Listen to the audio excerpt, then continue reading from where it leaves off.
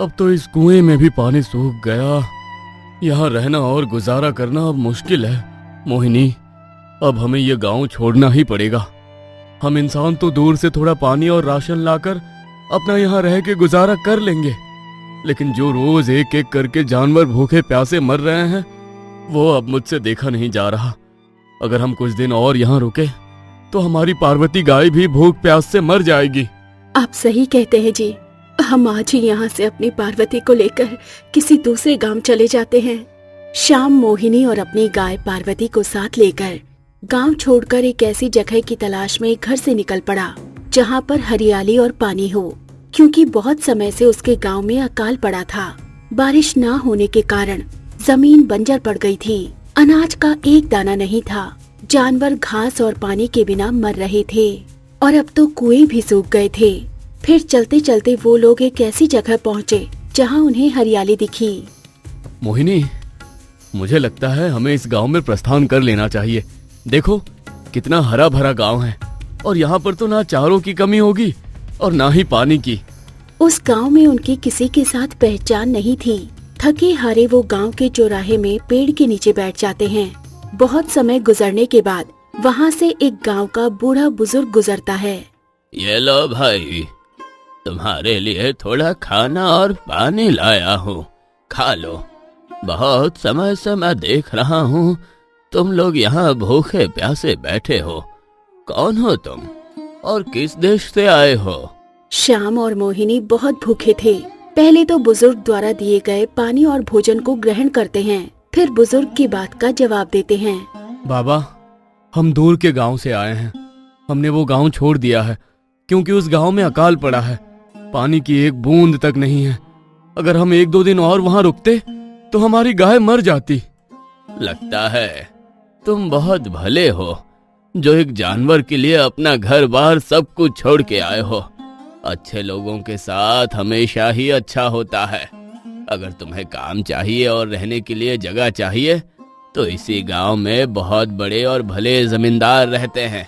वो सबकी मदद करते हैं। तुम उनके पास जाओ, मुझे उम्मीद है कि वो जरूर तुम्हें काम देंगे।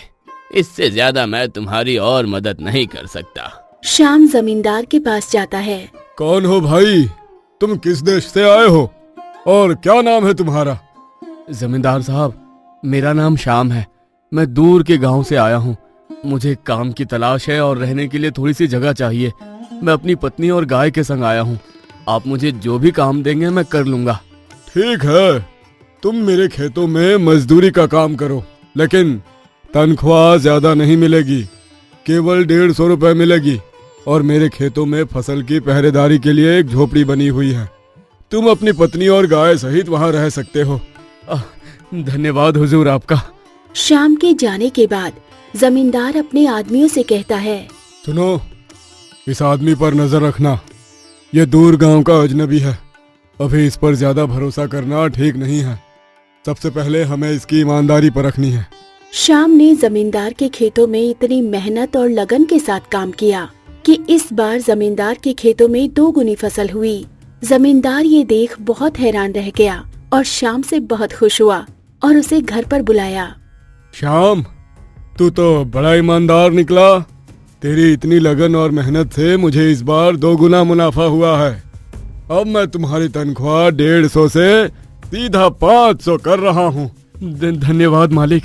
मालिक, अब आप चिंता ना करें। मैं आगे भी आपके खेतों में इससे डबल मेहनत करूंगा। श्याम, मुझे तुमसे यही उम्मीद है और आज से तुम मेरे सबसे वफादार कर्मचारी हो। बहुत बहुत धन्यवाद मालिक। आप बुरा ना माने तो ये मेरी पत्नी मोहिनी ने आपके लिए थोड़ा दूध भिजवाया है। मेरी गाय बहुत अच्छा दूध देती है। उसका दूध बहुत मीठा है और फायदेमंद है। आप चाहे तो मैं रोज आपके लिए दूध ले आऊंगा।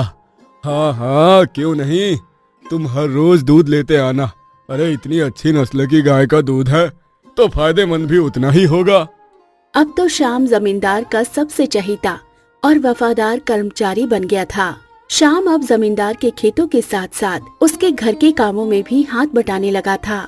यहाँ तक कि जमींदार अब शाम पे इतना भरोसा करने लगा था कि अगर जमींदार को अपने परिवार सहित कहीं बाहर जाना होता तो वो अपनी हवेली की हिफाजत के लिए श्याम को रखता।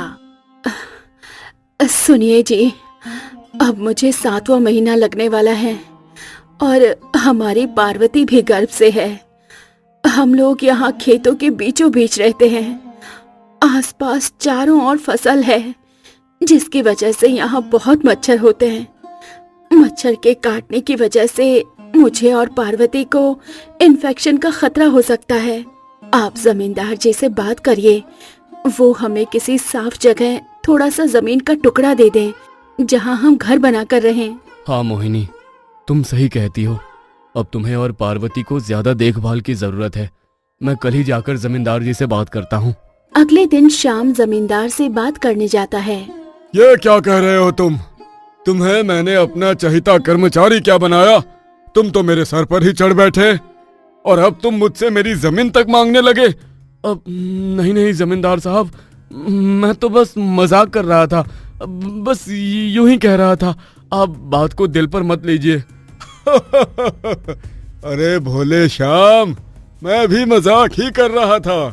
तुमने मेरे लिए इतना किया है तो क्या मैं तुम्हारे लिए थोड़ा सा नहीं कर सकता? तुम इसके हकदार हो। मेरे घर के साथ ही मेरा एक जमीन का छोटा सा टुकड़ा है। तुम वहां पर अपनी झोपड़ी बना लो और अपनी पत्नी और गाय के साथ रहो। धन्यवाद मालिक, धन्यवाद, आप बहुत अच्छे हैं। श्याम जमींदार के द्वारा दिए गए जमीन के टुकड़े पर एक झोपड़ी तैयार करता है, फिर अपनी पत्नी और गाय के साथ वहाँ रहने लगता है। लेकिन अब समस्या ये आ गई थी कि श्याम की पत्नी मोहिनी को अब आखिरी महीना लग गया था और उसका प्रसव का समय नजदीक था। सुनिए जी, अब मेरा आखिरी महीना चल रहा है तो मुझे प्रसव के लिए माँ के पास जाना होगा।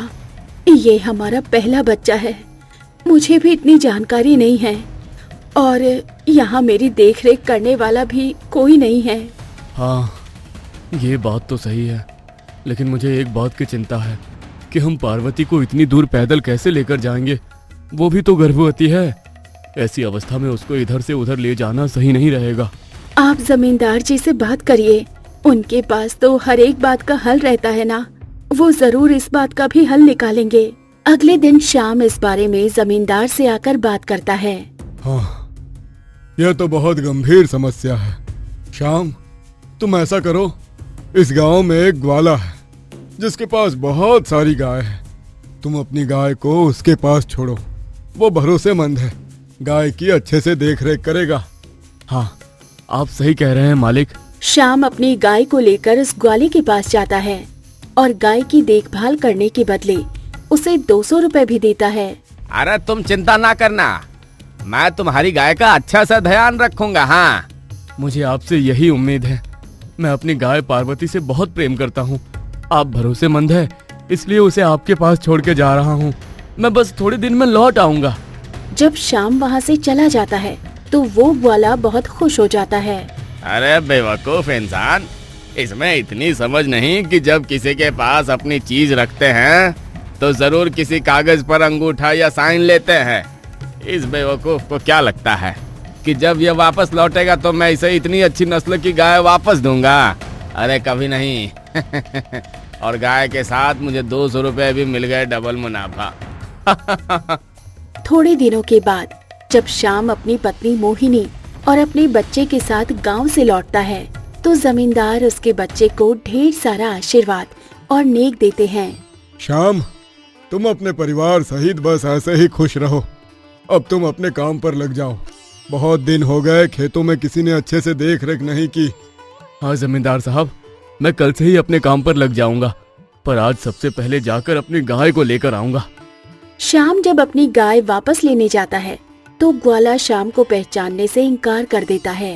अरे कौन हो भाई, और तुम किस गाय की बात कर रहे हो? अरे मेरे पास तो तुम्हारी कोई गाय नहीं है। ये आप क्या कह रहे हैं? कुछ दिन पहले मैं आपके पास अपनी गाय छोड़कर गया था और साथ में गाय की देखरेख करने के बदले 200 रुपए भी दिए थे, और अब आप मुझे यही गाय देने से इनकार कर रहे हैं? ऐसा कैसे हो सकता है? अरे तुम्हारे पास कोई सबूत है, कोई कागजात है जिस पर लिखा हो कि तुम अपनी गाय मेरे पास छोड़कर गए थे? मेरे पास तो कोई सबूत नहीं है, लेकिन मैं अपनी गाय को लाखों गायों के बीच में से भी पहचान सकता हूँ। क्योंकि मेरी गाय एक अच्छी नस्ल की गाय है, और यही नहीं, वो भी मुझे देखते ही पहचान जाती है। आप एक बार गौशाला चलिए, अभी दूध का दूध और पानी का पानी होगा। अरे निकल यहाँ से, नहीं तो अपने आदमियों से कह के तेरी टांगे तोड़वाऊंगा। आ जाते हैं कहाँ कहाँ से। श्याम बिना गाय के घर आ जाता है और घर आकर गाय के लिए बहुत रोता है। मोहिनी, हमारे साथ ही ऐसा क्यों होता है? तुम तो जानती ही हो ना, मैं अपनी पार्वती से कितना प्रेम करता हूँ।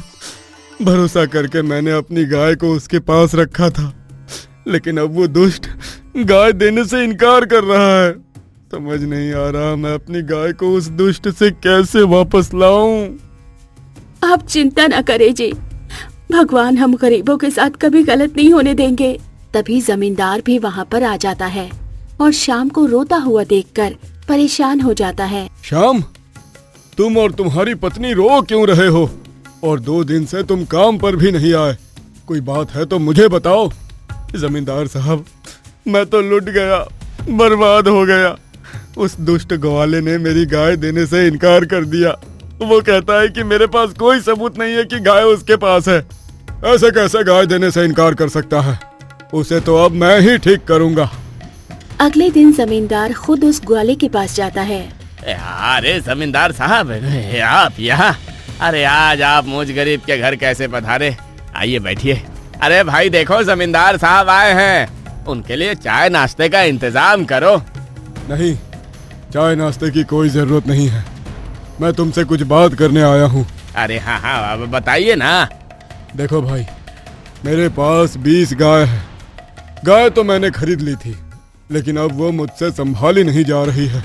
और तुम तो जानते ही हो कि मेरे पास अपनी इतनी खेती है कि मैं गायों के पालन में अच्छे से समय नहीं दे पा रहा हूँ। इसलिए मैं तुम्हारे पास आया हूँ, क्योंकि तुम तो एक ग्वाले हो और तुम्हारे पास इतनी सारी गाय है। तुम्हें गाय पालन का अच्छा अनुभव है। मैं चाहता हूँ कि सारी गाय तुम रख लो। अरे अरे, ये तो बहुत अच्छी बात है जमींदार साहब, आपने बिल्कुल सही पहचाना। मैं गायों की अच्छे से देखरेख करता हूँ, मुझे इस चीज का बहुत अनुभव है। आप सारी गाय मुझे दे दीजिए। हाँ हाँ, ये गाय मैं अपने आदमियों से कहकर कल ही तुम्हारे पास भिजवा दूंगा। अरे वाह, मेरी तो चांदी चांदी है। आज तो मैं भगवान से और भी कुछ मांगता तो शायद मुझे वो भी मिल जाता। तभी उसी समय वहाँ पर श्याम आ जाता है और ग्वाले से अपनी गाय मांगने लगता है। कृपया करके मुझे मेरी गाय वापस दे दीजिए। मुझ गरीब पे तरस खाइए। मैं अपनी गाय से बहुत प्यार करता हूँ। ये किस गाय की बात कर रहा है? क्या तुम्हारे पास इसकी कोई गाय है? ग्वाला जमींदार के सामने शर्मिंदा हो जाता है और सोचने लगता है। अरे, ये इस समय कहाँ से आ गया? अगर जमींदार के सामने इसने कह दिया कि मैंने इसकी गाय देने से इनकार किया है तो मेरी पोल खुल जाएगी और उसकी एक गाय की वजह से मैं 20 गाय खो दूंगा। अरे तुम चिंता क्यों करते हो? तुम अपनी गाय को ले जाओ और साथ में अपने 200 रुपए भी ले जाओ। अरे जमींदार साहब, ये अपनी गाय कुछ दिनों के लिए मेरे पास रख कर गया था और साथ में गाय की देखरेख के लिए 200 रुपए भी दे के गया था। भला इस गरीब से पैसे कौन लेगा? मैं इसकी गाय अभी लौटा देता हूँ। हाँ, तुम भले इंसान हो, तभी तो मैं तुम्हें अपनी गाय दे रहा हूँ। हाँ जमींदार साहब, बिल्कुल, आप मुझे कितने अच्छे से पहचानते हैं। ग्वाला उसी समय शाम को उसकी गाय और साथ में उसके 200 रुपए लौटा देता है। एक गाय गई तो उसके बदले मुझे अच्छी नस्ल की 20 गाय मिल रही है। अब तो मेरा कारोबार रातों रात आसमान छुएगा। लेकिन देखते ही देखते 2 दिन बीत गए। ग्वाला देखता है कि जमींदार ने उसके घर कोई गाय नहीं पहुंचाई, तो वो खुद ही जमींदार के घर पहुंच जाता है।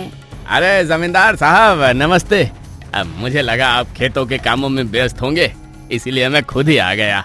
आपने मुझसे वादा किया था कि आप अपने आदमियों से कहकर मेरे घर 20 गाय भिजवा देंगे, लेकिन आज पूरे 2 दिन बीत गए, आपकी कोई गाय नहीं आई। अरे कौन सी गाय? मैंने कब कहा तुम्हें कि मैं तुम्हें कोई गाय दूंगा, और वो भी 20-20? अरे अरे जमींदार साहब, लगता है आप मजाक के मूड में हैं। याद कीजिए 2 दिन पहले आप मेरे घर आए थे। अरे क्या सबूत है तुम्हारे पास कि मैं तुम्हारे घर आया था और मैंने तुम्हें गाय देने का वादा किया था? अरे तुम्हारे पास मेरा हस्ताक्षर किया हुआ कोई कागजात है तो बताओ। ये कैसी बातें कर रहे हैं जमींदार साहब, ऐसा कैसे हो सकता है? क्यों नहीं हो सकता? जब तुम श्याम के साथ ऐसा कर सकते हो तो क्या मैं तुम्हारे साथ नहीं कर सकता? उसी समय जमींदार श्याम को वहाँ पर बुलाता है। अरे ये श्याम आपके घर क्या कर रहा है? श्याम मेरा बहुत ही वफादार आदमी है, उसके साथ कोई गलत करे यह मैं बर्दाश्त नहीं कर सकता। तुमने श्याम को बेवकूफ बनाकर उसकी गाय देने से इनकार कर दिया, फिर मैंने भी बिल्कुल वैसे ही तुम्हें बेवकूफ बनाया। दरअसल मेरे पास कोई 20 गाय नहीं है। जब मुझे मालूम पड़ा कि तुम श्याम से सबूत मांग रहे हो उसी की गाय वापस देने का, तो फिर मैंने श्याम के साथ मिलकर ये चाल रची उसकी गाय वापस दिलाने के लिए। ये क्या कह रहे हैं आप जमींदार साहब? मैं बिल्कुल सही कह रहा हूँ। तुम एक नेक और भले इंसान के साथ धोखा करना चाहते थे। जानते हो तुम्हें कितना बड़ा नुकसान हो सकता है? तुम्हारी गायों का दूध दूर दूर तक बिकता है। तुम्हारी इस एक हरकत के बारे में अगर सबको पता चल गया तो कोई तुमसे दूध नहीं लेगा और धीरे धीरे करके तुम्हारा व्यापार ठप हो जाएगा। जमींदार साहब मुझे माफ कर दीजिए, आइंदा मैं ऐसी हरकत कभी नहीं करूंगा और हमेशा ईमानदारी के साथ काम करूंगा। ठीक है, तुम्हें एक मौका दिया जाता है। अगर दोबारा तुमने ऐसा किया तो याद रखना बहुत बुरा होगा। जमींदार साहब, मैं आपके एहसानों का बदला कैसे चुकाऊंगा? आप तो जैसे मेरे जीवन में भगवान बनकर आए हैं। श्याम तुम ऐसा मत कहो। अरे तुम खुद अच्छे हो तभी तो तुम्हें सभी अच्छे दिखते हैं। अब खेत चलें, बहुत सारा काम पड़ा है। हाँ मालिक, चलिए। इस तरह से श्याम हमेशा जमींदार के खेतों में और घर में पूरी ईमानदारी से काम करता है और जमींदार भी उससे खुश होकर समय समय पर उसकी तनख्वाह बढ़ाता है और उसे किसी भी चीज की कमी महसूस नहीं होने देता। तो दोस्तों, अगर आपको ये कहानी पसंद आई हो तो प्लीज हमारे चैनल को लाइक, शेयर और सब्सक्राइब करें।